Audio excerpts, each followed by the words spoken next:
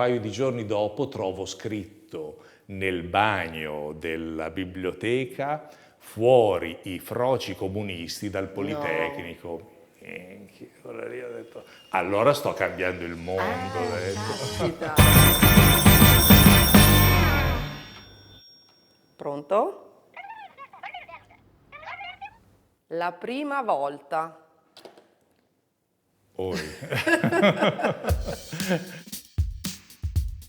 E dunque, la prima volta, la prima cosa che mi viene in mente dopo la malizia Sì. è il primo viaggio lungo. E mi ricordo che quando avevo 17 anni sono andato in Australia, quindi dall'altra parte del mondo, a fare proprio il primo viaggio lungo all'avventura, diciamo. Da solo? Da solo, in una situazione stranissima, in una famiglia di mormoni. E quindi anche a conoscere una nuova cultura. Come ci sei finito in una famiglia di mormoni in Australia? E quindi sono andato ed è stato un po' un viaggio di scoperta da tutti i punti di vista. E voi invece? Ma io se devo pensare alla mia prima volta, penso alla prima volta che ho baciato un ragazzo, buttiamola lì, 1992. Era iscritto il Politecnico di Milano e il Politecnico ospitava il gruppo Rospo, riscosso omosessuale studenti del Politecnico. E lui si chiama Sergio, credo, che si chiami ancora Sergio, e scattò questo bacio così, un po' clandestino, buona, però me lo ricordo ancora. Ci credo. Poi bellissimo che a Rospo ci sia stato un bacio di trasformazione. Bravo! È vero, sì, sì. La mia prima volta mi viene in mente il coming out. Allora, io nella mia vita ne ho fatti due, uno come ragazza lesbica, però quello più importante ovviamente è quello come ragazzo trans. Cioè, non sapevo dell'esistenza dei ragazzi trans e ho scoperto appunto su YouTube questi ragazzi qua che si filmavano, filmavano i cambi, filmavano il loro percorso. Mi sono informato e poi ho iniziato il percorso di transizione. Tra i due coming out quanto è passato? 2 anni, Ok. 2 anni più o meno, sì. Pensi. La prima volta che ho risposto al telefono al pronto, al telefono amico di pronto. Vuoi raccontarlo te, Gabriele? Che cos'è il telefono amico?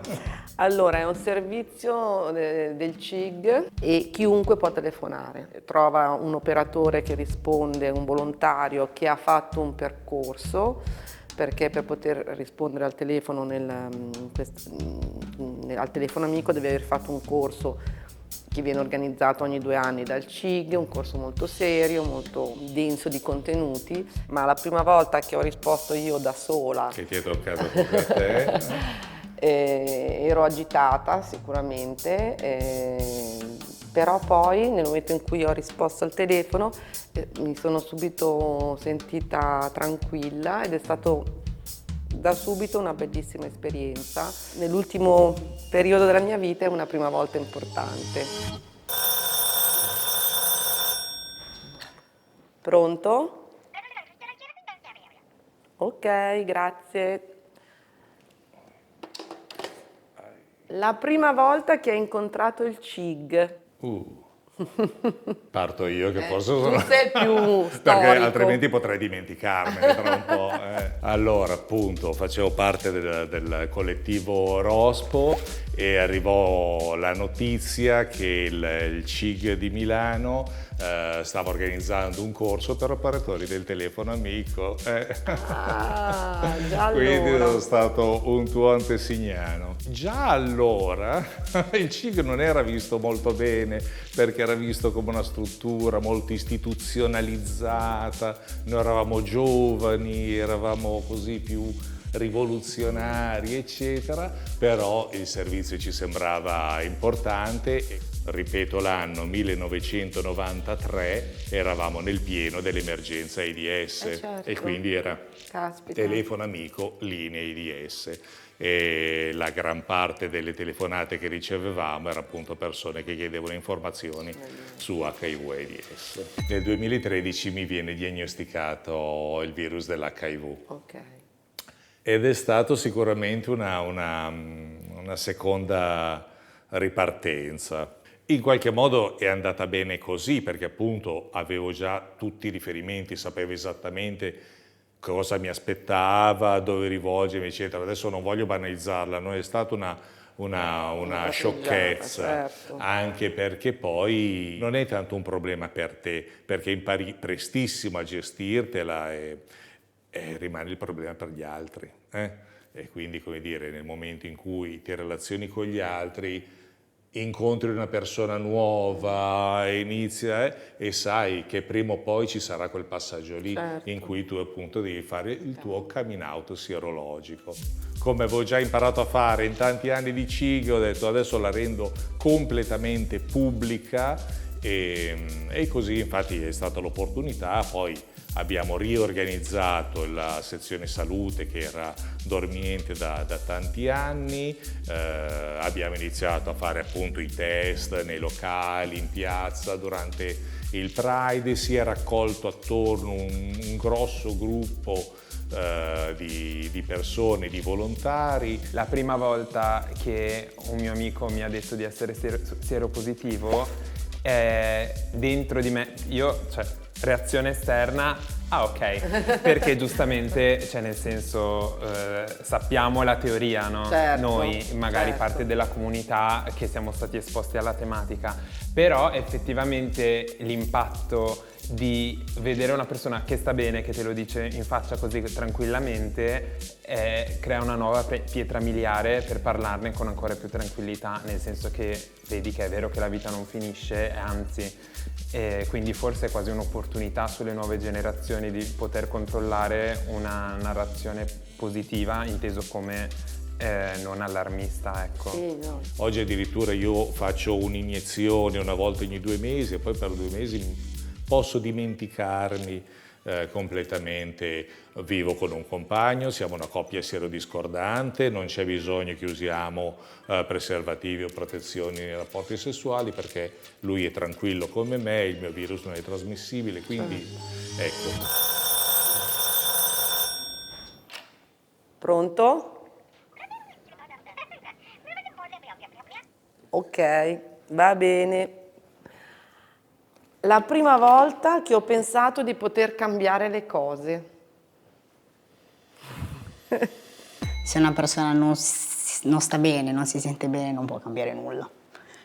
Perché una persona che vuole fare del bene per gli altri prima deve stare bene con se stessa. Assolutamente. Io ho iniziato a fare del mio piccolo prima per me, però c'è stato tipo una strada parallela, no? Tipo io che cambiavo e la mia famiglia che cambiava con me. Penso di essere una persona che cerca sempre di fare del bene per il prossimo. Alcune volte sento che non ne faccio abbastanza perché le persone da aiutare sono davvero tante. Molti giovedì, diciamo, arrivano degli utenti al progetto Io, nella quale hanno bisogno solo di essere ascoltati. Una volta è venuta una persona e nonostante venisse con fatica ogni giovedì perché non gli permettevano di venire, un giovedì appunto mi ha chiesto di scrivergli un messaggino per dirgli guarda devi venire perché abbiamo bisogno di continuare per i tuoi documenti e cose così. E quel messaggio è stato utile per tirarla fuori da lì e per dargli una vita migliore, diciamo, no? Il momento in cui mi sono sentito più utile è stato questo qua. Ma allora, per me sicuramente appunto quando ho conosciuto altre persone, bella questa che mi viene in mente, andavo a studiare nella sala, nella biblioteca del Politecnico e pochi giorni prima avevo fatto un volantinaggio lì in piazza Leonardo da Vinci a favore della candidatura di Paolo Utter, che al tempo era consigliere comunale a Milano. Un paio di giorni dopo trovo scritto nel bagno della biblioteca fuori i froci comunisti dal Politecnico. Allora lì ho detto, allora sto cambiando il mondo. ho detto. Caspita. Però ci rimasi malissimo. Eh beh. Pronto? Fa sempre delle facce. Va bene. La prima volta che ti sei visto queer allo specchio. Voi come le interpretate? No, Cosa- infatti. Sì, io banalizzo proprio al massimo, nel senso che se devo pensare con onestà a, diciamo, una risposta alla domanda, cioè quando mi sono sentito queer guardandomi allo specchio, effettivamente un momento mi viene in mente ed è quando ho iniziato a radermi i capelli. Rasarmi i capelli, vabbè, comunque insomma quando sono diventato pelato. Una presa di consapevolezza importante. Sì, esatto.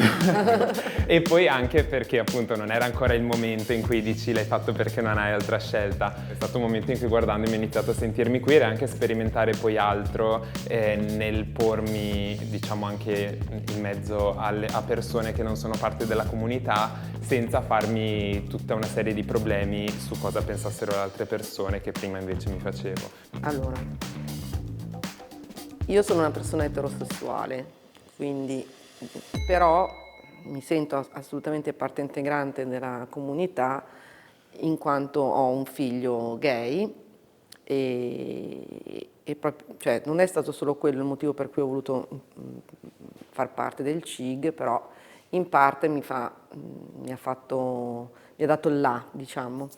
Beh, ma queer è una parola Però abbastanza qui, ad ampio certo, spettro. infatti quindi stavo dicendo, secondo me ci sei anche... ci sono dentro però perché io mi sento molto queer, infatti, cioè nel senso, per esempio, l'aver partecipato quest'anno al Pride attivamente, parlando sul trespolo, diciamo così, mi ha fatto sentire veramente parte di una comunità e mi sono sentita, forse una delle volte in cui mi sono sentita più me stessa in assoluto.